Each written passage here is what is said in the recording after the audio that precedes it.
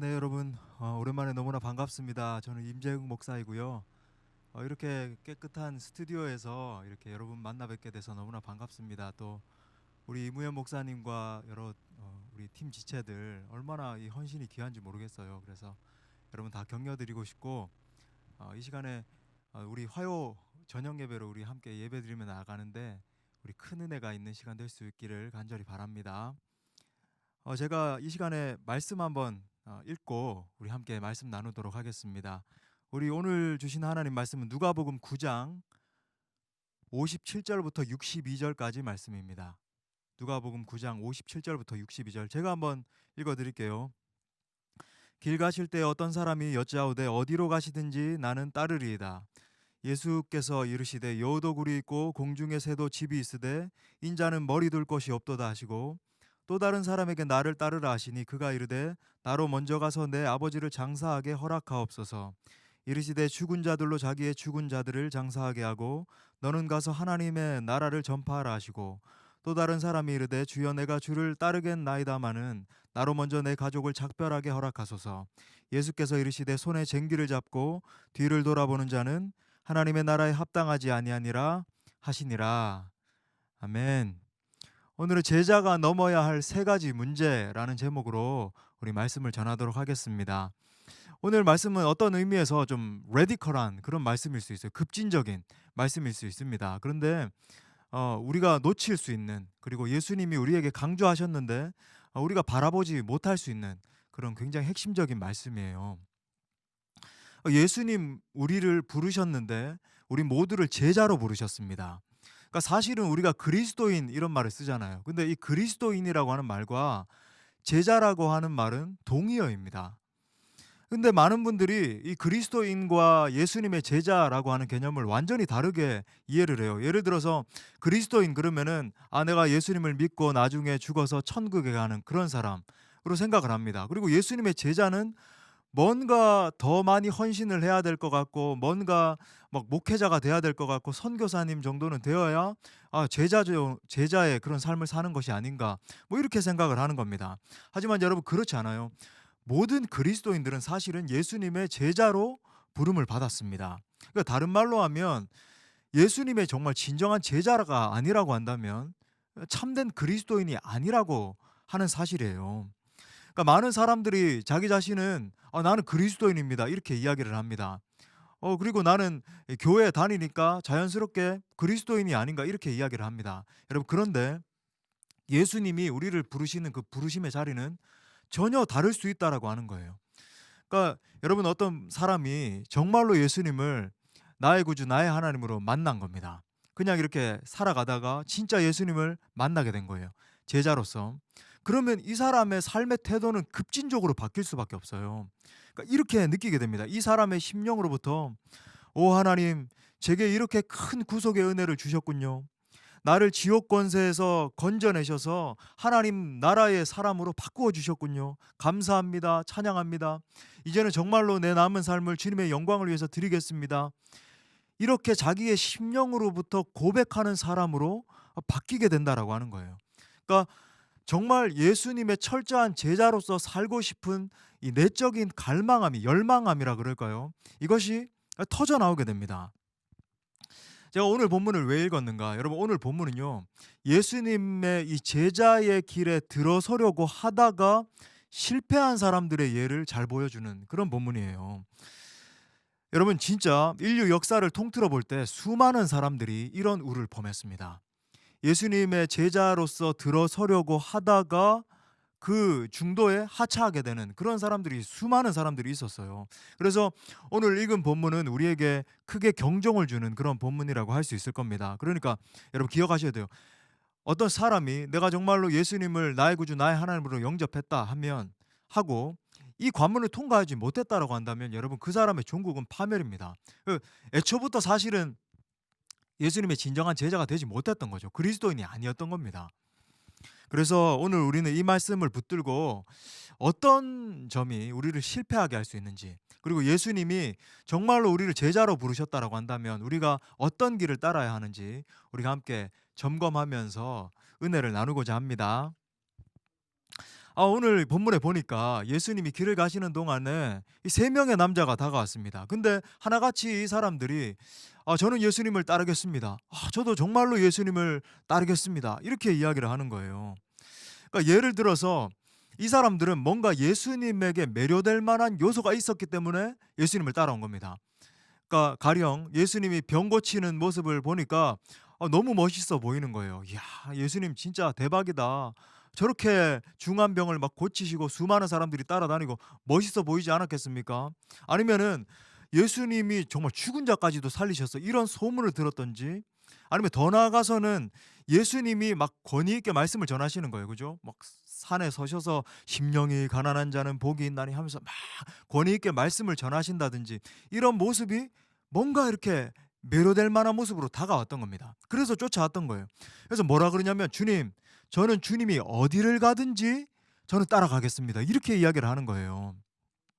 제가 말씀을 준비하는 가운데 이 현대 교회의 수많은 사람들의 심리가 오늘 말씀에 들어 있는 것처럼 그렇게 보였습니다.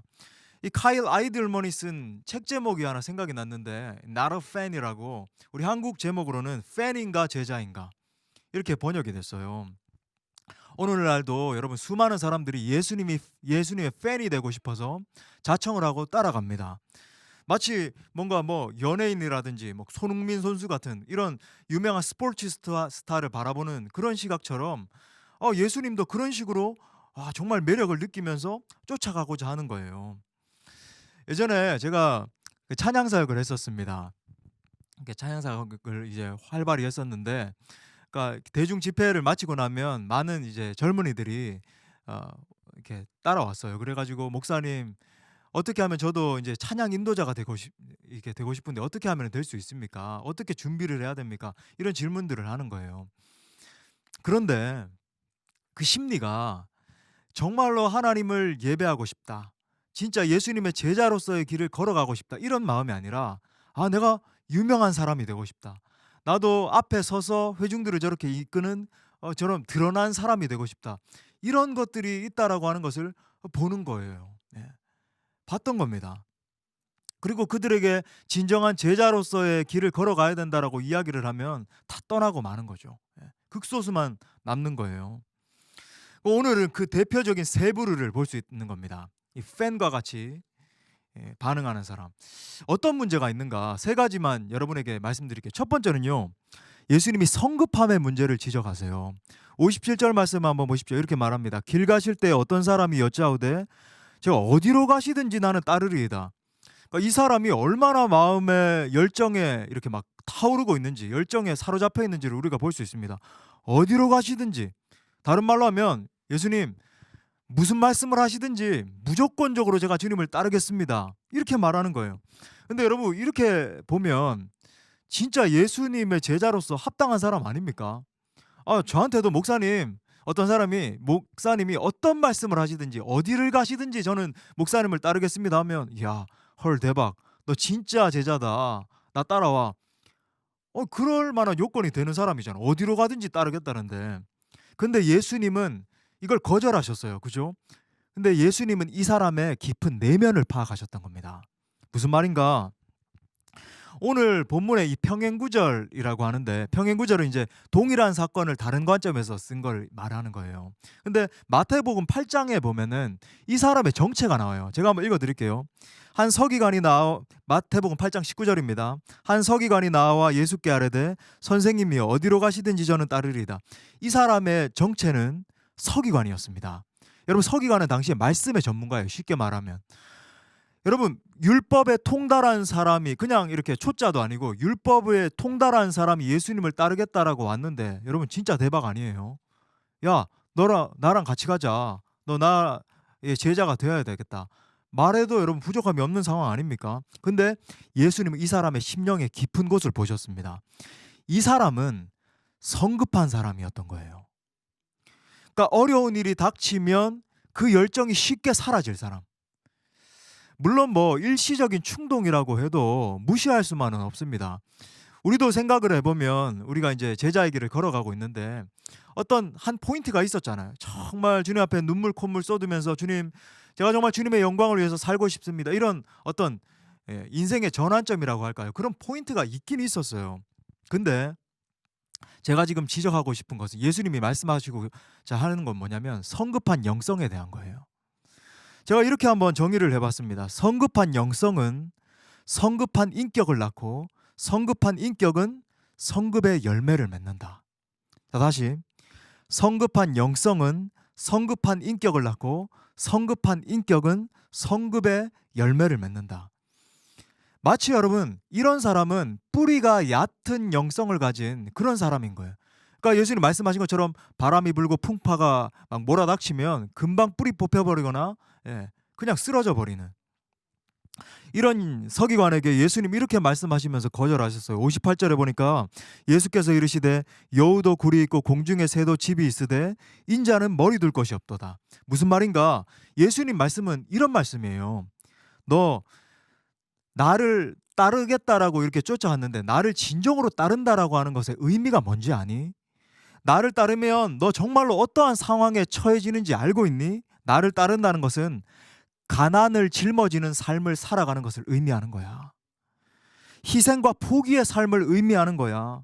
여우도 새도 쉴 집이 있는데 너는 집 없는 삶도 감당할 수 있니? 나를 위해서 정말로 낮고 천한 삶을 살아갈 준비가 되어 있니? 지금 예수님이 이렇게 말씀하시는 거예요. 이게 제자의 길이라고 하는 겁니다. 오늘날 많은 사람들도 여러분 중에 젊은이들 또 청소년 사역자분들도 많이 계시는데 예수님의 제자가 되겠다라고 자청을 합니다. 예수님의 이 구속의 은혜에 감사 감격하고 또 예수님의 그 놀라운 사역에 매료돼서 쫓아가는 거예요. 그런데 정말 예수님의 제자가 되는 삶이 무엇인지를 가르쳐 주면 그들은 도망갑니다. 소스라치게 놀라요. 특별히 여러분 직면해 보십시오. 재정적인 부분에 대해서 말을 해주면 여러분 다 도망가 버립니다. 예수님의 제자가 된다는 것은 내가 소유한 것을 과격하게 이웃에게 나누는 삶을 의미하는 것이야 라고 가르쳐주면 저는 그럴 수 없다라고 이야기를 해요. 예수님의 제자가 된다는 것은 심지어 평생 부유하게 살지 못하는 삶을 의미할 수도 있다라고 이야기를 하면 저는 돌아가겠습니다 라고 이야기를 합니다. 더 나아가 여러분, 예수님의 제자가 된다는 것은 재정적인 부분에만 국한된 것이 아니고 내게 주어진 시간의 헌신을 요구하는 거예요. 그러면 목사님, 얼마만큼의 시간을 헌신해야 정말로 예수님의 제자의 삶을 사는 것입니까? 예수님은 우리에게 24시간 365일의 헌신을 요구하십니다. 제가 처음 시작하면서 오늘 말씀이 좀 레디컬할 것이라고 말씀을 드렸죠. 예수님은 근데 여러분 우리를 파트타임으로 어떤 나는 파트타임 사역을 한다, 파트타임 어떤 일을 한다 이런 것처럼 파트타임 제자로 부르시지 않으셨다라고 하는 거예요. 예수님은 우리를 풀타임 제자로 부르셨습니다. 삶의 모든 영역, 전 삶의 시간 속에서 예수님의 제자의 삶을 살아야 된다라고 하는 거예요. 최근에 이런 편지글을 읽었는데 현대 그리스도인들의 이 상태에 대해서 전공을 치는 편지라고 생각이 됩니다. 한번 들어보십시오. 요즘 신앙인이라고 자처하는 사람들은 경험을 너무 중요시하고 거룩함이나 진지한 사고보다 감정적인 행복에만 치우쳐 있는 것 같습니다. 어떤 그리스도인들은 성경의 십자가가 아니라 마음의 평강을 추구하는 불교에 더 근접한 신앙을 보이고 있습니다. 정말 예수님을 믿습니다. 이 코로나 시대에도 내가 정말 죽으면 죽으리라, 하나님의 영광을 위해서 달려가야지, 내가 정말로 이 상황 가운데서도 예수 그리스도의 복음을 전하는 삶을 살아야지, 그것이 아니라 어떻게 하면 내 마음의 안위를 얻을까, 어떻게 하면 내가 조금 더 따뜻한 위로를 더 받을 수 있을까, 전부 다 그것만 골몰하고 있다라고 하는 거예요. 제자의 모습이 아니라고 하는 겁니다. 여러분, 제자는 여러분 속에 있는 물질주의의 족쇄를 과감하게 깨뜨려야 돼요. 정말로 내게 주어진 전 삶의 시간 속에서, 심지어 여러분이 골방에 혼자 있는 시간이라 할지라도 예수님의 제자로서 사셔야 된다라고 하는 겁니다. 여러분, 그렇게 살아갈 때 예수님은 우리의 모든 것을 다 뺏어가시는 그런 분이 아닙니다. 예수님은 우리에게 참된 행복과 만족으로 돌려주시는 분이세요. 우리 예수님 말씀하셨잖아요. 요한복음 14장 27절에서 평안을 너에게 끼치노니 곧 나의 평안을 너에게 주노라. 내가 너희에게 주는 것은 세상이 주는 것과 같지 아니하니라. 너희는 마음에 근심하지도 말고 두려워하지도 말라. 저는 정말 초월적인 평강이라고 표현하고 싶은데 어떤 상황과 환경 가운데서도 그 평강을 주시는 겁니다. 제가 여러분 아시다시피 수원 동부교회를 담임하잖아요. 한 5개월 전이죠. 저희 교회가 코로나로 시끄러웠었습니다. 제가 코로나에 걸렸었어요. 그리고 이제 심지어 저는 중증으로까지 갔습니다. 양쪽 폐에 폐렴이 심하게 이렇게 번져서 완전히 이 칼레트라라고 하는 약을 막 계속 먹고 죽다 살아 났습니다. 그런데 정말 진짜 무슨 유서를 써야 되나 말아야 되나 뭐 이 지경까지 가게 되었어요. 산소 포화도가 막 떨어지고 심각한 상황까지 갔었습니다. 물론 저희 교회는 이제 방역은 철저히 했었는데 그 틈이 있었던 거예요. 이게 마스크도 쓰고 다 했었는데 아무튼 그런 일이 일어났습니다. 뭐 다 모든 것들을 설명할 수는 없지만 그런데도 제가 이 자리에 와서 철저한 제자도를 이야기할 수 있는 거, 여러분 저 정말 힘들었습니다. 저 정말로 고통을 당했었어요. 이런 말 하지 않고 한 후유증도 한 4-5개월 겪었거든요. 지금도 뭐 완벽하게 회복된 건 아닌데 회복 중입니다. 그런데 저는 이 시간에도 여러분에게 말씀드리고 싶은 것은 여러분 우리는 사나 죽으나 예수 그리스도의 것이라고 하는 거예요. 이 코로나를 통과하는 이 시간 가운데서도 심지어 내가 죽을 수 있다 할지라도 복음 전하다가 그렇게 됐잖아요. 그러면 괜찮은 겁니다. 아멘. 제가 복음 전하다가 그렇게 되었으니까 그러면 살려주시면 복음을 열심히 전하는 거고 내가 죽으면 천국에 가는 거고. 여러분 아멘입니까? 예수님 우리를 그런 삶으로 불러주셨다라고 하는 겁니다. 그런 여러분 안위만 추구하는 신앙이 벗어버려지고 정말로 여러분 가운데 철저한 제자로서 설 수 있는 그런 은혜가 있을 수 있기를 간절히 바랍니다. 두 번째는요. 예수님은 우리에게 우선순위의 문제를 물으세요. 자, 59절 말씀해 보니까 또 다른 사람에게 나를 따르라 하시니 그가 이르되 나로 먼저 가서 내 아버지를 장사하게 허락하옵소서 그럽니다. 그러니까 이 사람은 자청한 게 아니라 예수님이 먼저 나를 따르라고 하셨어요. 근데 이 사람의 정체가 마태복음 8장에 보면은 심지어 예수님의 제자들 중에 한 사람이었다는 것을 볼 수 있어요. 마태복음 8장 21절에 보면 제자 중에 또 한 사람이 이르되 주여 내가 먼저 가서 내 아버지를 장사하게 허락하옵소서. 근데 이 제자의 말을 가만히 분석해 보면 이 제자의 중심 가운데는 주저함이 있었다라고 하는 것을 볼 수 있습니다. 쉽게 말해 예수님의 일도 중요합니다. 하나님 나라의 일도 중요해요. 인정합니다. 그런데 제 가족의 일부터 먼저 챙기고 나서 예수님의 일을 하겠습니다라고 하는 주저함이 들어있는 거예요. 그러니까 쉽게 말해서 첫 번째 이 예수님의 제자 후보생이 너무 성급했다라고 한다면 이 두 번째 사람은 너무 느린 거예요. 너무 느린 겁니다. 예수님의 이 제자가 되는 일은 이 사람에게 있어서 두 번째로 중요한 일이었다라고 하는 거예요. 여러분 주님께 부름받은 수많은 사람들이 이렇게 반응합니다. 그들이 이렇게 말해요. 제가 주님을 따르겠습니다. 그런데 형편이 되면 따르겠습니다. 저는 목회 한 20년째 이렇게 하고 있는데 수많은 사람들이 그렇게 이야기를 하는 걸 들었어요. 목사님, 제가 정말 주님의 영광을 위해서 쓰임받고 싶습니다. 그렇게 살고 싶어요. 그런데 제가 대학 들어간 다음에 그렇게 살겠습니다.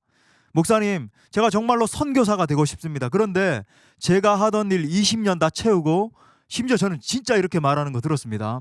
연금 받을 때 되면 예수님 따르겠습니다. 선교사가 되겠습니다. 결혼하고 나면, 애 키우고 나면, 좀 더 성공하고 나면 하겠습니다. 여러분 이것은 예수님의 제자로서의 합당한 태도가 아닙니다. 이런 그 사람에게 예수님께서 이렇게 말씀하셨어요. 60절 말씀해 보니까 이르시되 죽은 자들로 자기의 죽은 자들을 장사하게 하고 너는 가서 하나님의 나라를 전파하라. 쉽게 말해서 예수님 이렇게 물으시는 거예요. 너의 삶의 우선순위가 뭐냐는 겁니다. 내 삶의 최우선순위가 내가 되어야 되는데 비로소 그때야 나의 진정한 제자가 되는데 너의 진짜 최우선순위는 뭐냐는 거예요.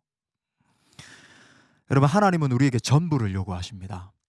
하나님은 우리에게 99%의 헌신이 아니라 100%의 헌신을 요구하십니다. 하나님은 100%를 요구하세요. 오늘 말씀이 여러분에게 너무 레디컬하게 다가갈까 봐. 근데 분명히 저처럼 증거하는 설교자도 있어야 되리라고 생각을 해요. 예. 이게 저의 어떤 사명과 같이 사는 거거든요. 저는 정말 예수님의 철저한 제자들을 일으키고자 하는 그런 마음에 불타는 열망이 있기 때문에. 그런데 여러분, 이 말씀 잘 들어야 됩니다. 이렇게 생각하면 안 돼요.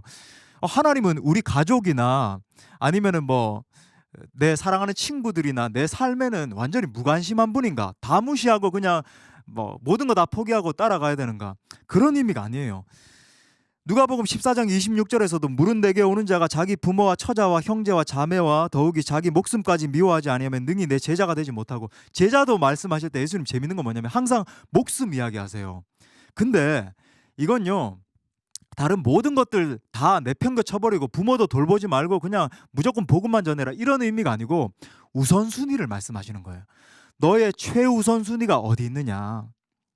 그러니까 예수님의 제자됨보다 더 앞서는 것이 없어야 된다라고 하는 겁니다. 이같이 오늘 제가 전하는 말씀처럼 급진적인 이런 예수님의 메시지를 들으면 아마 좀 초신자분들은 놀랄 수도 있을 것 같아요. 또 심지어 세상 사람들이 이런 말씀을 들으면 비아냥거릴지도 모르겠습니다. 지금 논란이 되고 있는 그런 분들처럼 멈추면 비로소 보이는 것들, 멈추면 비로소 보이는 남산, 이게 아니라 죄송합니다.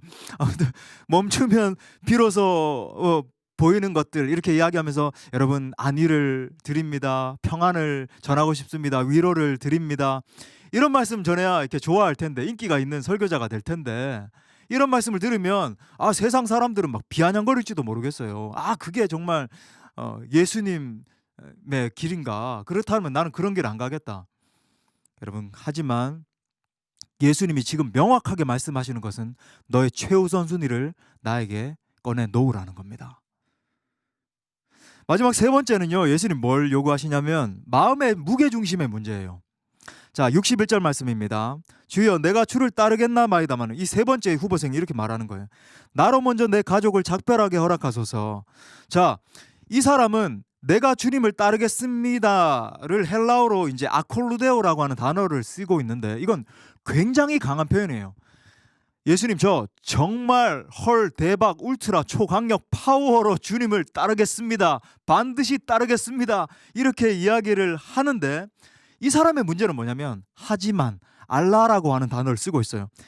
쉽게 말하면 이런 겁니다. 예수님, 정말 주님을 따르긴 따를 텐데 내 일을 먼저 처리하겠습니다. 이런 사람을 향해서 예수님은 가장 준엄한 말씀을 하시죠. 여러분 잘 아시는 62절, 손에 쟁기를 잡고 뒤를 돌아보는 자는 하나님의 나라에 합당하지 아니하니라. 여러분, 이 사람의 문제는 뭐냐면 마음의 무게중심의 문제예요. 그러니까 마음의 무게중심이 예수님이 아니라 자기 자신에게 있었던 겁니다. 여러분, 사도 바울 서신에 봐도 죄의 가장 근본적인 이 죄의 뿌리를 뭘로 지적하냐면 self-centeredness 그러거든요. self-centeredness, 자기중심성을 지적해요. 자기중심성. 예수님도 그걸 지금 말씀하시는 거예요. 그러니까 이렇게 생각할 수 있습니다. 예수님 너무 좀 심하신 거 아닌가. 그러니까 뭐 손에 쟁기를 잡고 좀 뒤돌아 볼 수도 있지, 이렇게 생각하실 수 있는데, 여러분 이 원문상 의미가 뭐냐면 손에 쟁기를 잡고 뒤를 돌아보는 자를 영어로 옮기면 이겁니다. keeps on looking back이에요. keeps on looking back. 이 뭐냐면 계속 뒤를 돌아보는 겁니다. 예수님 따라가면서 계속 세상 한번 쳐다보는 거예요. 예수님 따라가면서 계속 내 형제 자매 한번 돌아보는 겁니다. 내가 예전에 붙잡고 있던 건 뭔가를 쳐다보는 거예요. 그러니까 우리 인간 중에 완전한 사람은 아무도 없죠. 누구나 뒤를 한 번쯤은 돌아볼 수 있습니다. 근데 예수님 그것 가지고 문제 삼으시는 게 아니라 계속해서 세상과 내 사랑하던 어떤 것들을 돌아보는 것, 그걸 지금 문제 삼으시는 거예요. 얼마나 많은 사람들이 예수님의 제자 되겠다라고 헌신하는지 모릅니다. 전부 다 예수님의 그 탁월하심과 예수님의 그 아름다우신 예수 그리스도의 그 장엄한 위대하신 그 사역과 그 놀라운 역사들을 바라보면서 내가 정말 주님을 따르기 원합니다, 주님의 영광을 위해서 헌신하기 원합니다, 그렇게 고백해요. 예전에, 지금은 뭐 코로나 때문에 제대로 많이 못 모이고 있지만 뭐 여러 선교 대회들이 있었습니다. 저도 이제 예수전도단 그 화요 모임이라고 하는 이 찬양팀에서 섬겼었는데, 우리 예수전도단에서도 그랬었고 다른 선교단체에도 그렇고, 이제 집회를 하면은 수천 명의 젊은이들이 모여서 뭐 이렇게 수련회 같은 걸 하면 마지막 날 밤에 제가 주님의 영광을 위해서 헌신하겠습니다. 막 눈물 콧물 쏟으면서 나의 생명을 드리니 주 영광 위해서 사용해 달라고 막 그렇게 헌신을 해요. 그런데 정작 주님의 영광을 위해서 자신의 전 삶을 포기하고 진짜 선교지로 나간 사람들은 극소수라는 거죠. 우리 한국교회 역사상 아직까지 지금 파송된 선교사님이 3만 명도 채 되지 않는다는 사실 여러분 아십니까? 수많은 젊은이들이 일어나서 하나님 영광을 위해서 써달라고 그랬는데 왜 그럴까요? 왜 그럴까요? 그 원인이 뭘까요? 오늘 예수님의 말씀처럼 뒤를 돌아봤기 때문입니다. 많은 요인들이 이들을 잡아 끄는 거예요. 그러니까 이들이 내가 주님의 영광을 위해서 헌신하겠습니다 하다가 선교에 관심이 없는 이성 친구를 만나 결혼하면서 뒤를 돌아보고 떨어져 나가는 거죠. 어떤 이들은 내가 정말로 주님의 영광을 위해서 달려가겠습니다. 그런데 더 많은 돈을 벌고 싶은 욕망이 자기 자신을 휩쓸어서 그냥 세상으로 나가버리는 거죠. 어떤 사람은 예수님의 제자가 된다는 것은 정말 자기를 부인하는 삶을 살아야 되는구나. 나는 도저히 그 정도까지 부인할 수 없어 하면서 돌아가 버리는 거예요. 여러분, 우리는 어떤 길을 걸어가야 됩니까? 예수님 우리에게 초청하시는 길은 뒤를 돌아보는 길이 아니라 오롯이 예수 그리스도 주님만 바라보고 주님을 쫓아가는 길이라고 하는 거예요. 주님을 위해 삶 전체를 통해서 예수님 바라보고 헌신하는 길 걸어가길 원하시는 겁니다. 제가 예를 하나 들어볼게요. 제가 미국에서 이제 공부하면서 사역하던 교회에서 동역하던 한 여전도사님이 계십니다. 이분이 얼마나 대단한 분이냐면 UC 버클리 대학 여러분 아십니까? 세계 5위 대학이잖아요. 대단한 대학이에요. 경제학과를 나오시고 굉장히 똑똑한 분이셨어요. 영어도 완벽하게 하고 한국어도 완벽하게 하는 이 바이올링골 그러죠. 이중 언어를 사용하는 그런 자매님이었습니다. 또 뭐 어떤 기획하는 거나 뭐 이렇게 일 진행하는 것도 얼마나 탁월한지 몰라요. 그래서 대학을 졸업하고는 그 실리콘밸리에 있는 대기업에 취직을 해가지고 연봉을 뭐 20만 불 이상 받으면서 그러니까 한국 돈으로 하면 거의 막 연봉을 막 2억 한 3, 4천 이렇게 받으면서 그렇게 살았습니다. 교회에서 별명도 좀 웃긴데 마세라티 거리였대요. 이분이 정말 주님 만나기 전에 정말 비싼 차 그렇게 타고 다니면서 소위 자기 잘난 맛에 그렇게 살았던 겁니다. 근데 이분이 어느 순간에 지금으로부터 한 7, 8년 전의 일인데 인생의 큰 풍랑을 만나게 됐습니다. 지금 이 자리에서는 뭐 다 말씀드릴 수 없는 말로 형언할 수 없는 큰 풍랑을 만나게 됐어요. 그때부터 밤낮으로 주님의 전에 나와서 막 엎드려서 기도를 하고 하루에 막 2-3시간씩 펑펑 울면서 하나님 나 살려달라고 그렇게 기도를 하다가 예수님을 정말 정통으로 만난 거예요. 예수님을 뜨겁게 만났습니다. 주님을 만나고 이분의 삶이 완전히 바뀌었어요. 그때부터 자신의 전 삶을 주님의 영광을 위해서 드리기로 헌신을 했습니다. 잘 나갈 때 타고 다니던 그 비싼 차 마삐리리 차도 다 벗어버리고 집 같은 것도 다 반납하고 검소한 삶을 살기 시작했어요. 그리고 전도사님으로 헌신해서 사역을 하기 시작했는데 얼마나 열심히 사역을 하는지 마치 교회를 자기 집처럼 드나들면서 제가 같이 사역을 했기 때문에 기억을 하잖아요. 어떤 교회에서 프로젝트를 하면은 밤을 새가지고 준비하고 목사님 저 밤샜습니다. 저 좀 집에 가서 조금만 자고 올게요. 막 이런 정도로 얼마나 열심히 하는지. 그러다가 지금은 열방의 선교사로 자기 자신의 전 삶을 드리고 뭐 한국, 미국, 인도, 일본 할 것 없이 세계를 다니면서 복음을 전하는 삶을 살고 계십니다. 여러분, 이것이 진정 예수님을 따르는 진짜 제자의 삶이에요. 뒤돌아보지 않는 겁니다. 오직 나를 구속하신 그 예수 그리스도의 영광을 바라보고 그 예수님의 영광을 온전히 따라가는 삶인 거예요. 물론 여러분 뭐 착각하지 마십시오. 제가 여러분에게 모두 다 목사가 돼야 됩니다. 모두 다 선교사가 돼야 됩니다. 이런 말씀 드리는 거 아니에요. 여러분의 삶의 현장에서 철저한 예수님의 제자들로 살아가셔야 된다라고 하는 겁니다. 지금 바로 그 예수님께서 준엄한 목소리로 이렇게 말씀하시는 거예요. 손에 쟁기를 잡고 뒤를 돌아보는 자는 하나님의 나라에 합당하지 아니하니라. 이 시간 여러분 모두가 성령님의 음성을 들을 수 있기를 간절히 축복합니다. 말씀을 마무리하면서 제가 시 한 편을 읽어드리고 어떤 믿음의 선배가 이런 시를 썼는데 한번 읽어드리고 함께 우리 함께 찬양하고 기도하는 시간 가지겠어요. 뒤돌아서지 않게 도와주소서. 제 손은 쟁기를 잡고 있사오니 제 떨리는 손을 잡아주소서. 광야와 적막한 장소에서 외로운 사막의 샛길에서 돌아서지 않도록 도와주소서. 손에 잡은 쟁기의 손잡이는 눈물과 땀으로 얼룩졌습니다. 쟁기의 날은 녹슬고 닳았습니다. 하지만 나의 하나님이여, 나의 하나님이여, 제가 돌아서지 않도록 도와주소서. 아멘. 우리 함께 찬양하고 잠시 기도하는 시간 가지겠습니다. 우리 마음이 상한 자를 고치시는 주님. 네, 건반 소리 좀 넣어주실까요?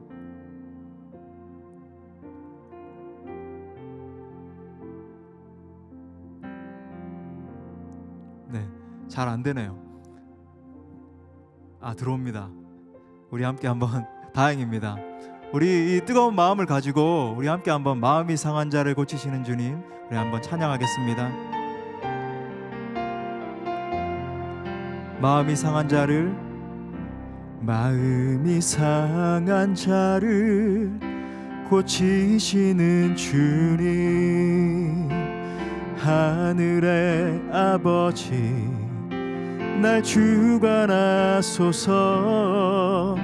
주의 길로 인도하사 자유케 하소서. 새 일을 행하사, 새 일을 행하사 분케 하소서. 의에 줄이고 목이 마르니 성령의 기름 부으소서. 의에 줄이고, 의에 줄이고 목이 마르니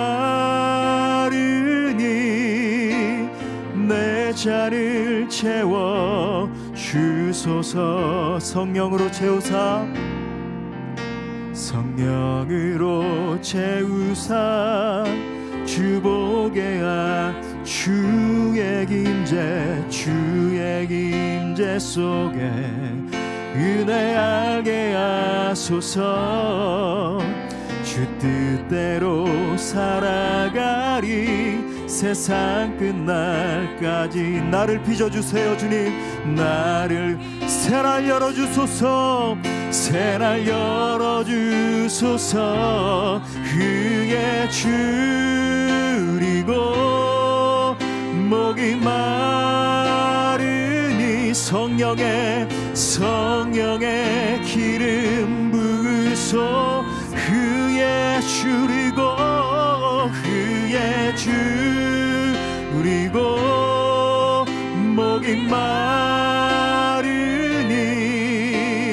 내 잔을 채워 주소. 의에 줄이고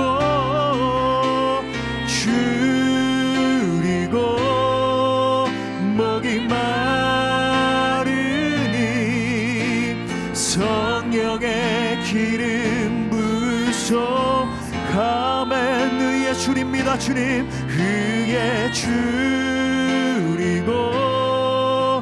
목이 마르니